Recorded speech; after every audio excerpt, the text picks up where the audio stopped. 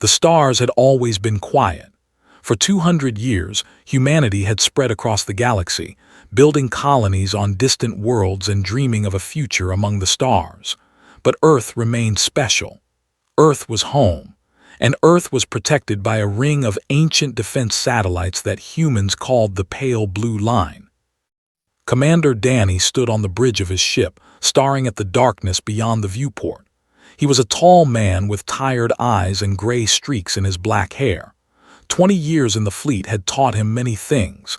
It had taught him patience. It had taught him courage. But nothing had prepared him for the message that now glowed on his screen. The message came from the outer rim of human space. It was sent by a small research station that studied distant stars. The scientists there had detected something moving through space, something big, something that was heading straight for Earth. Danny read the message 3 times before he believed it. An alien fleet, 6,000 warships. They called themselves and they had already destroyed 17 civilizations across the galaxy. Now they were coming for humanity. He immediately sent the message to Admiral Kate, the commander of the United Earth Defense Fleet. Kate was an old woman now, but her mind was still sharp. She had won the Mars uprising 30 years ago when rebel colonists had tried to break away from Earth. She had saved millions of lives with her quick thinking and brave decisions. If anyone could handle this crisis, it was her. Kate received the message in her office on Earth. She sat alone in the dark, reading the words over and over again. 6,000 ships. The entire human fleet had only 300 vessels. The math was simple and terrible. If they attacked, humanity would lose. She called an emergency meeting of the Earth Council. Leaders from every human world gathered in a great hall beneath the mountains of Switzerland. They argued and shouted and blamed each other for not building more ships. Some of them wanted to surrender. Others wanted to run. A few brave souls talked about fighting, but their voices were weak with fear. Then a young intelligence officer named Sam Tor stood up. Sam was only 25 years old, but he had spent 3 years studying from intercepted signals and ancient alien records. He carried a small device in his hand, and when he pressed a button, the room filled with holographic images. The images showed what they did to the species they conquered. They did not take prisoners. They did not demand tribute. They did not even take resources or land. Instead, they harvested the minds of their victims. They drained the consciousness from living beings and used it as fuel for their ships. Billions of souls transformed into energy, screaming silently in the darkness between stars. The room fell silent. Even the leaders who had talked about surrender now understood the truth. There would be no negotiation with there would be no peace.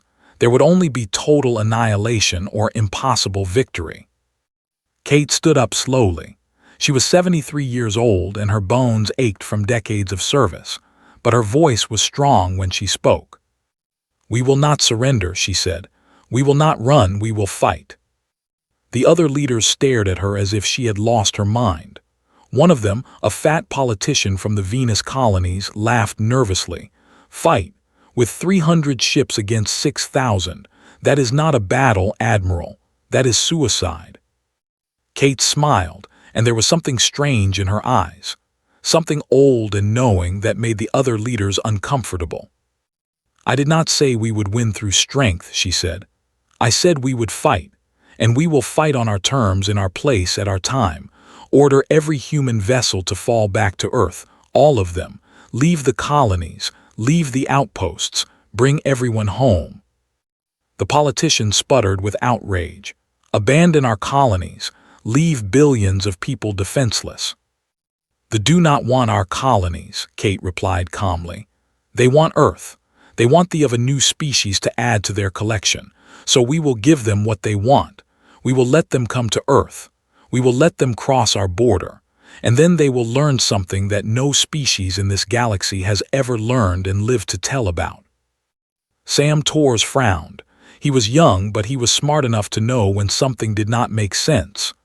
"Admiral," he said carefully, "what exactly will they learn?" Kate looked at him for a long moment. Then she looked at the window, where the blue sky of Earth stretched toward the horizon. When she spoke again, her voice was barely a whisper. "They will learn why there are no records," she said. "In all the ancient alien archives, in all the databases of fallen civilizations, there is not a single mention of any species ever successfully invading Earth. Not one. In a galaxy full of conquerors and empires and wars that lasted millions of years, no one has ever taken this planet." The room was completely silent now. Everyone was staring at the old admiral with wide eyes.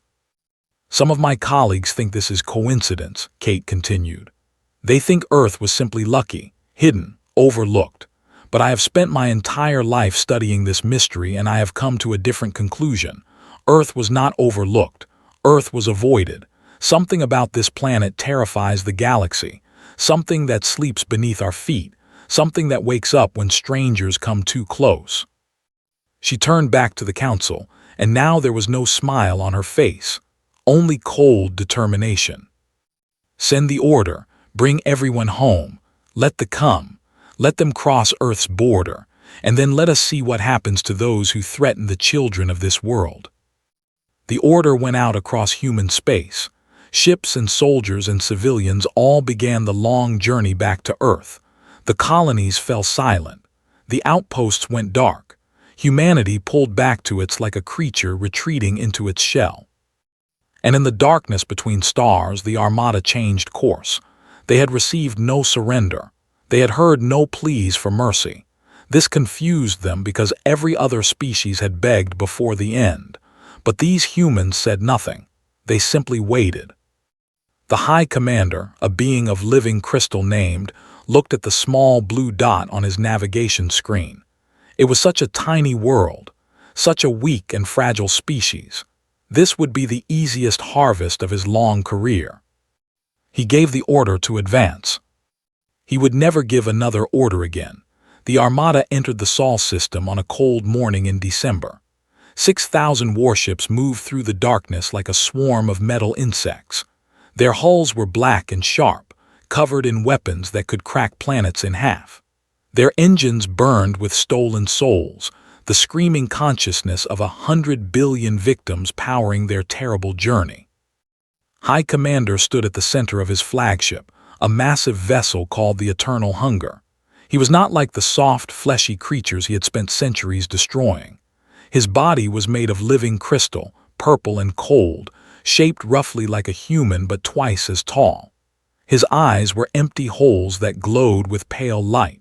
He had lived for 3,000 years, and he had never known defeat.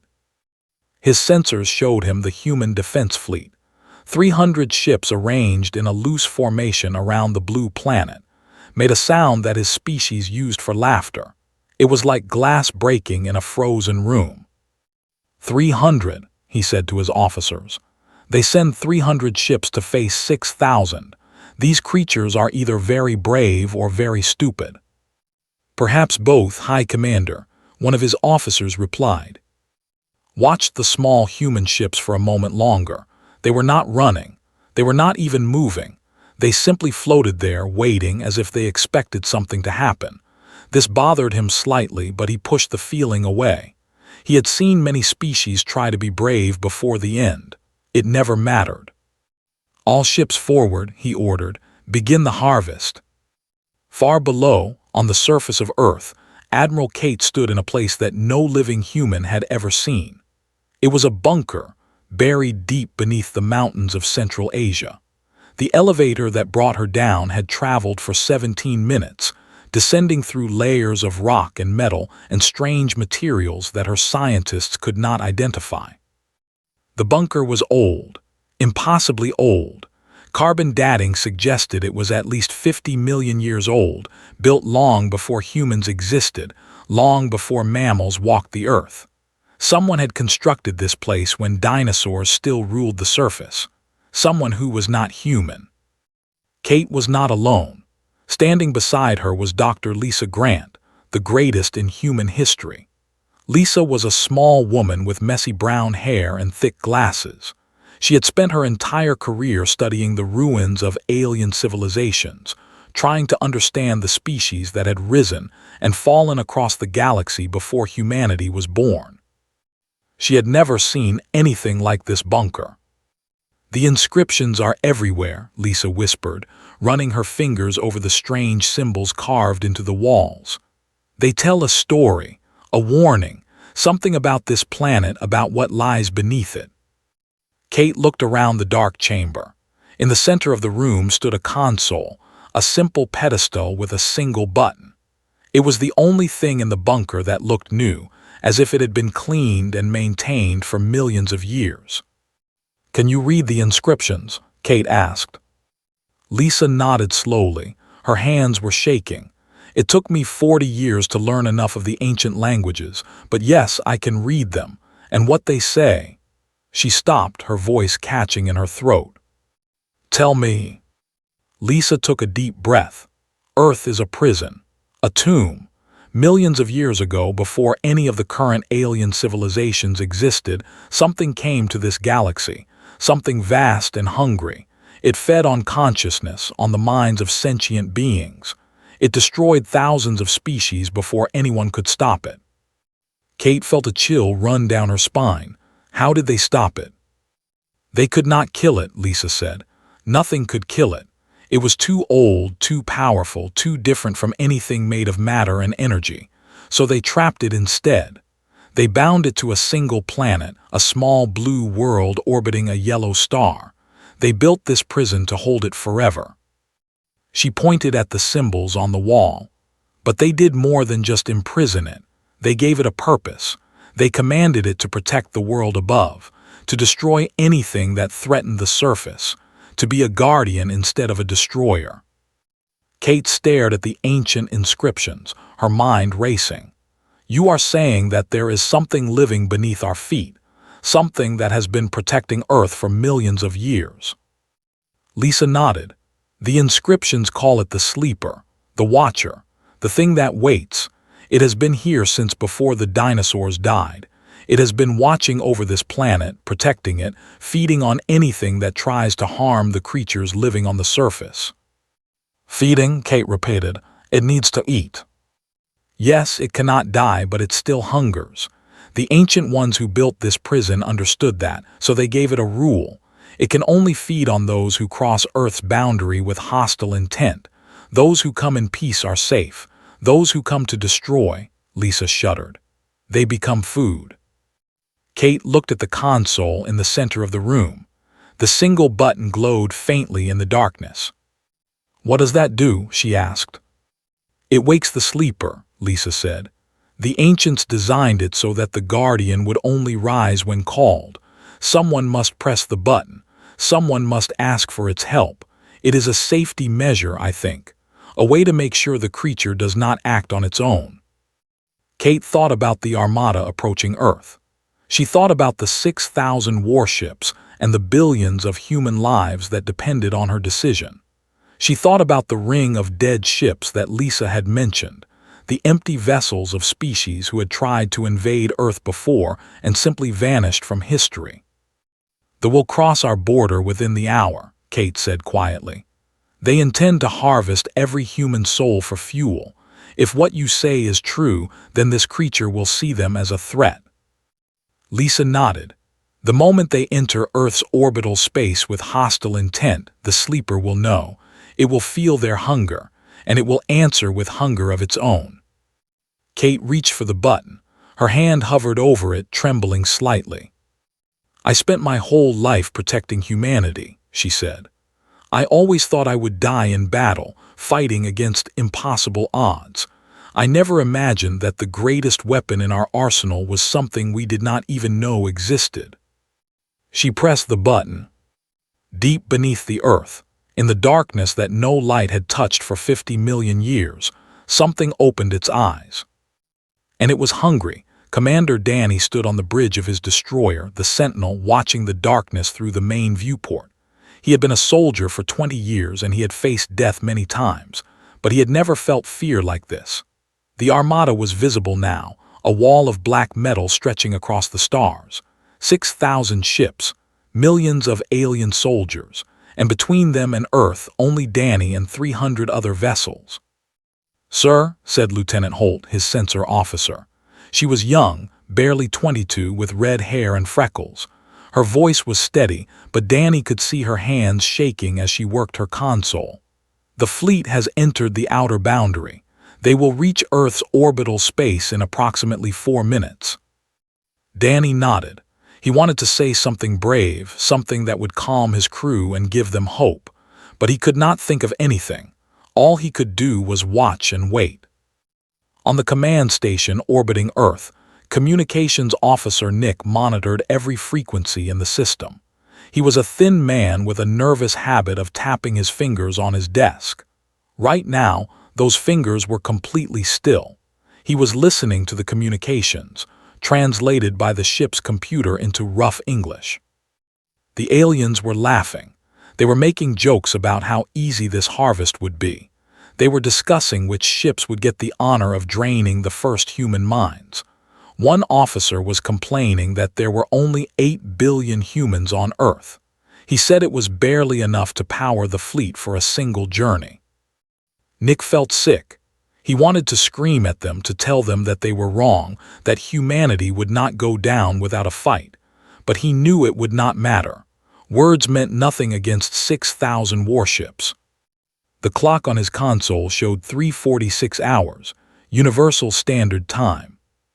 The fleet crossed Earth's orbital boundary at exactly 3:47. For 3 seconds, nothing happened. Danny stared at his viewport, holding his breath. The alien ships were right there, so close he could see the individual weapons mounted on their hulls. They were not firing. They were not even slowing down. They simply kept coming, unstoppable and inevitable. And then the stars disappeared. It happened so fast that Danny thought he had gone blind. One moment the familiar constellations of Earth's sky surrounded his ship. The next moment there was only darkness, complete absolute darkness.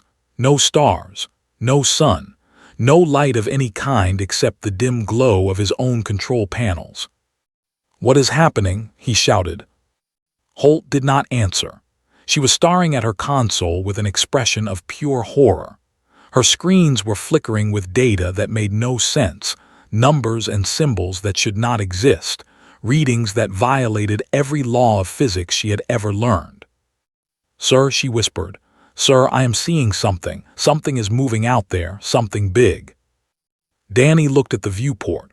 For a moment he saw nothing, just the darkness. But then his eyes began to adjust, and he realized that the darkness was not empty. There were shapes in it. Vast, impossible shapes that twisted and curved through dimensions that human minds were not built to understand.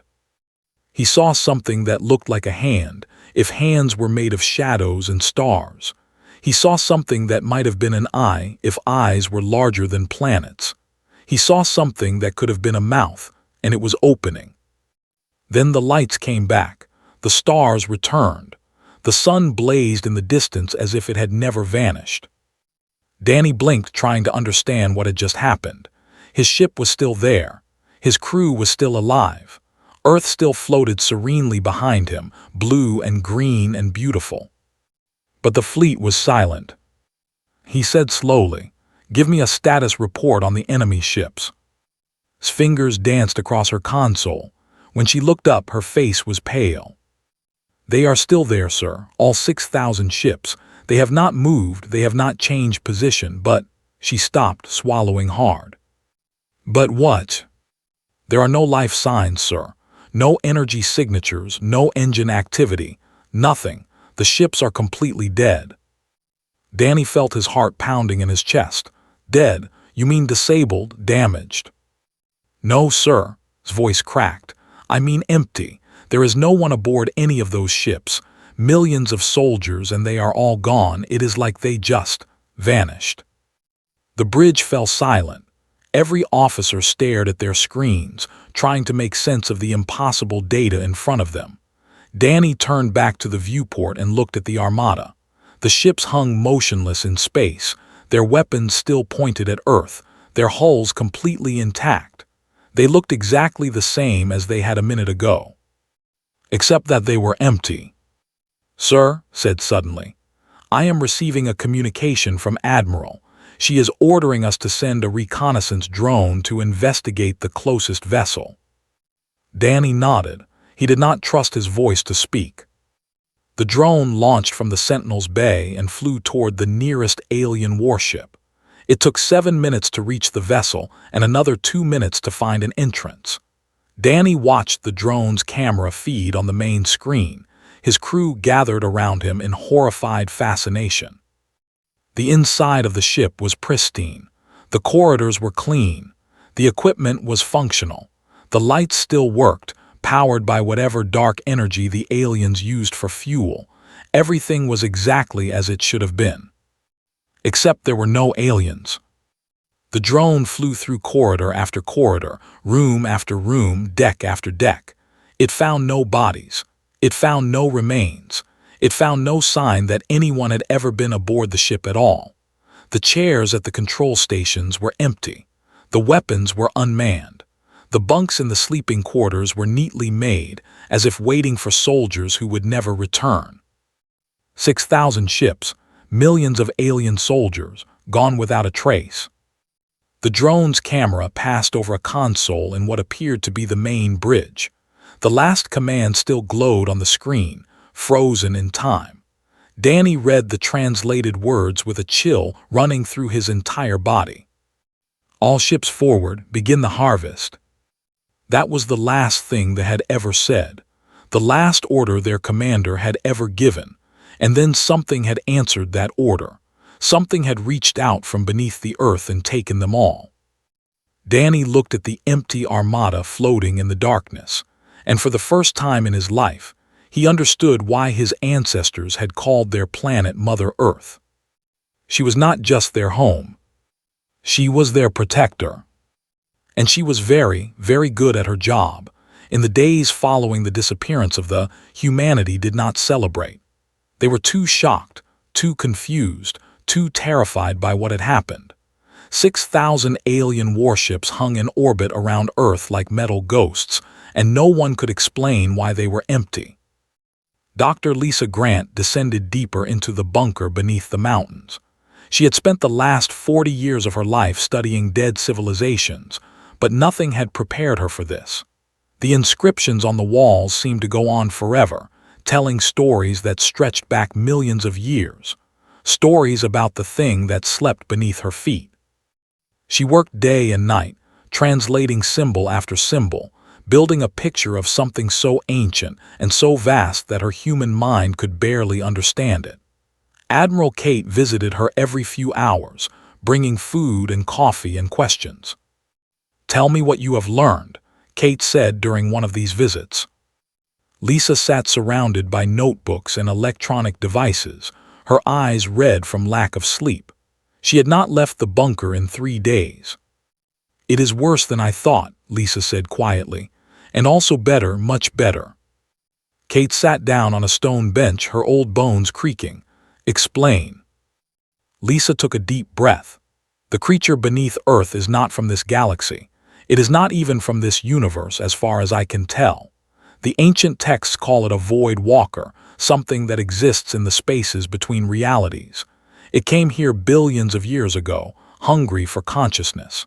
It fed on entire civilizations, draining the minds of trillions of sentient beings. How did they stop it?" "They did not stop it, they redirected it."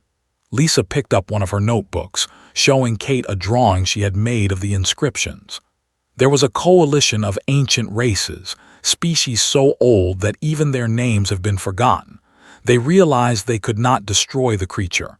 It was immortal in ways we cannot understand. So instead, they gave it a new purpose. Kate studied the drawing. It showed a small planet surrounded by a ring of strange symbols. "They bound it to Earth," Lisa continued.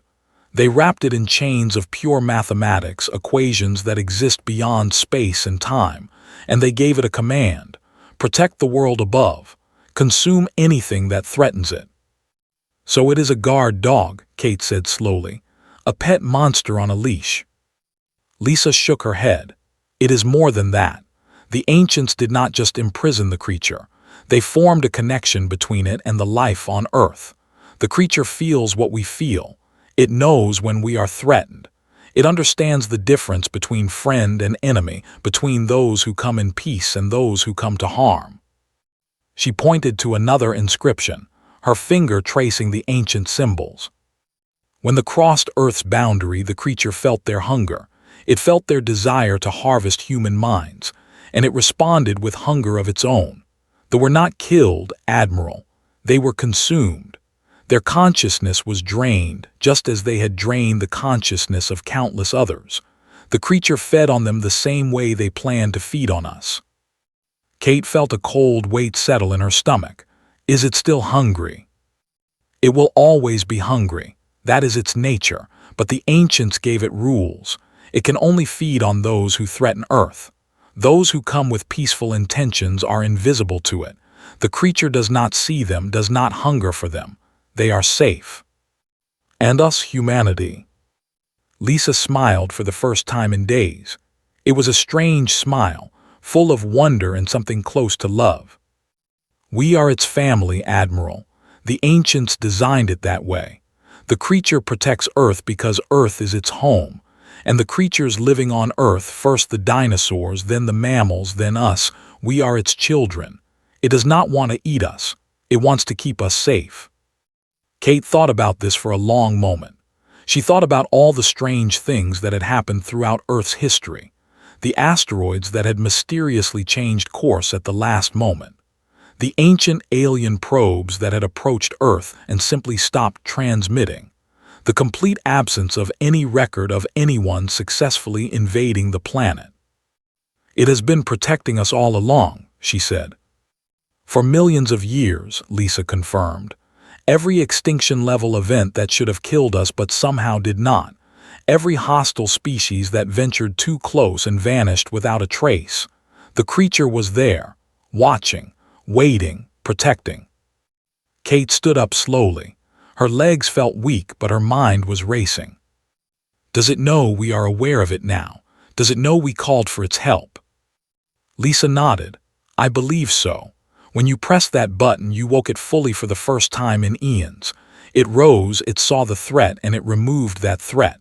Now it sleeps again, but not as deeply. It is aware of us in a way it was not before. It knows that its children have grown up, that we can speak to it now. Kate walked to the wall and pressed her hand against the ancient stone. She could feel nothing special, just cold rock beneath her fingers. But somewhere below, something vast and unknowable was dreaming. What do we call it? She asked softly. This creature that has kept us safe for so long. Lisa checked her notes. The ancients had many names for it, the Sleeper, the Watcher, the Void Walker. But the name that appears most often, the name they seem to prefer. She looked up at Kate with an expression of quiet amazement. They called it the Mother. Kate laughed suddenly, a sound that echoed through the ancient chamber. Of course the ancients had called it that. Earth was the mother of humanity, and something even older and stronger was the mother of Earth.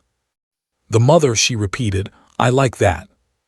She turned back to Lisa, and now there was a new fire in her eyes. The fear and confusion of the past few days had faded, replaced by something else. Purpose, hope, pride. We need to tell the people, Kate said. They deserve to know the truth. Earth is not just our home. It is the most protected place in the entire galaxy. And as long as we call this world our mother, nothing in the universe can touch us. Lisa gathered her notes and followed Kate toward the elevator. Behind them, the inscriptions glowed faintly in the darkness, telling their ancient story to the empty room. And far below, deeper than any human had ever ventured, something massive shifted in its sleep and dreamed of its children. It was happy. They had finally learned the truth. Word spread across the galaxy like fire through dry grass. At first, no one believed it. They had been the most powerful force in known space. They had destroyed 17 civilizations. They had conquered half the galaxy. They were unstoppable. And now they were gone. Scouts from a dozen worlds came to see for themselves. They approached the Sol system carefully. their sensors scanning for any sign of what had happened. What they found made them turn around and flee in terror. 6,000 warships floated in perfect orbit around Earth. Their hulls were undamaged. Their weapons were still charged, but their bridges were empty. Their corridors were silent. Millions of soldiers had simply vanished, leaving behind nothing but ghost ships and unanswered questions. Commander Danny was promoted to admiral after the battle that was not really a battle at all. His first order was simple. The empty ships would not be destroyed. They would not be salvaged for parts. They would remain exactly where they were, arranged in a ring around Earth, a permanent monument to those who had threatened humanity's home. Some of his officers questioned this decision. They argued that the ships contained valuable technology. They said it was a waste to leave such resources floating in space. Danny smiled when he heard these arguments. It was a cold smile, the kind of smile that made young officers nervous. "Those ships are worth more where they are," he said. "Every alien species in the galaxy will see them. They will know what happens to those who threaten Earth. Let them serve us in death, even if they would not serve anyone in life." The ships remained. They became the most famous landmark in the galaxy, a ring of dead metal around a small blue planet. Travelers from 100 worlds would journey to see them, keeping a safe distance, wondering what terrible force could have destroyed an entire armada without firing a single shot. Dr. Lisa Grant spent the rest of her life studying the inscriptions beneath Earth.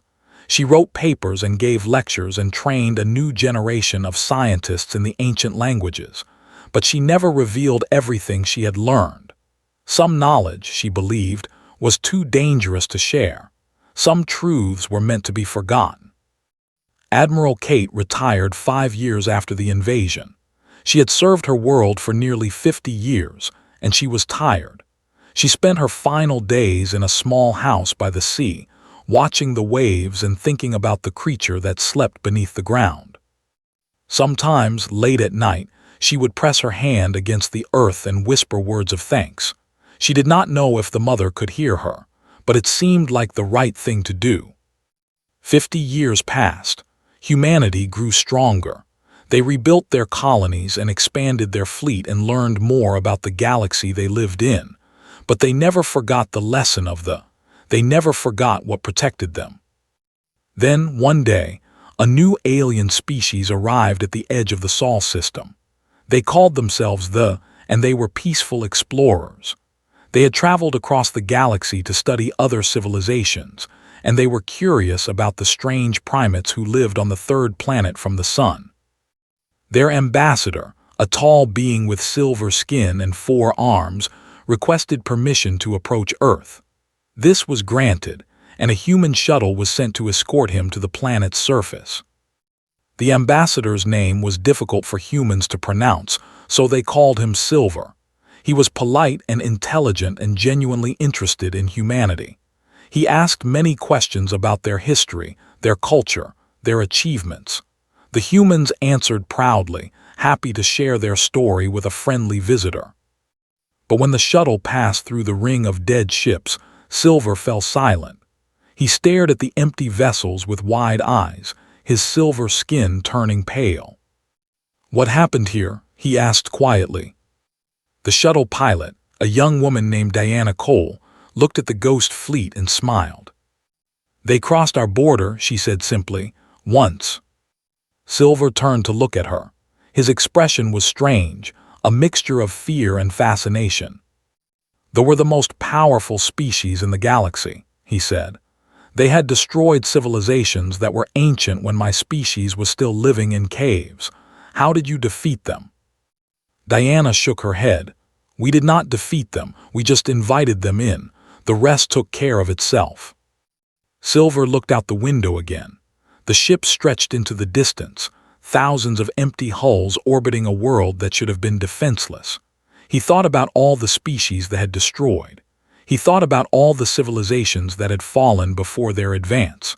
And he thought about this small blue planet, this tiny world at the edge of the galaxy, that had somehow done what no one else could do.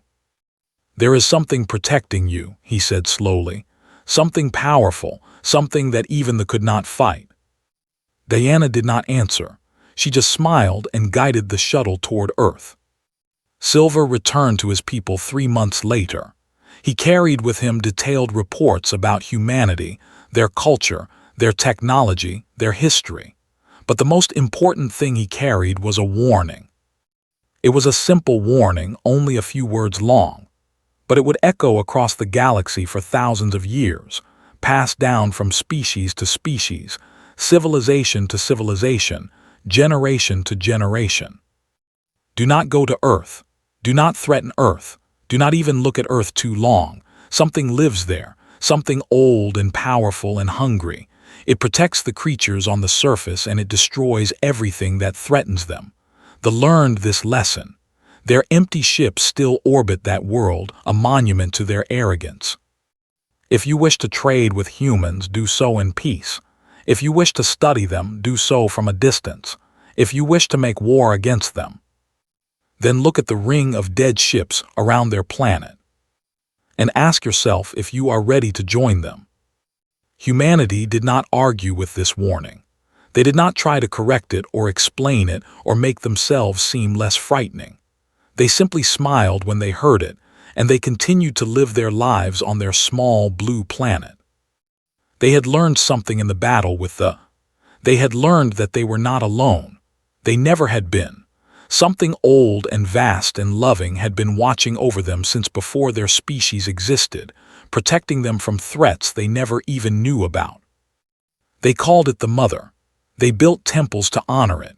They told stories about it to their children and sometimes, when the night was dark and the stars were bright, they would look up at the ring of ghost ships orbiting their world and feel a deep, quiet pride. Earth was home. Earth was protected. And those who forgot that truth would learn it the same way they had learned it. Once,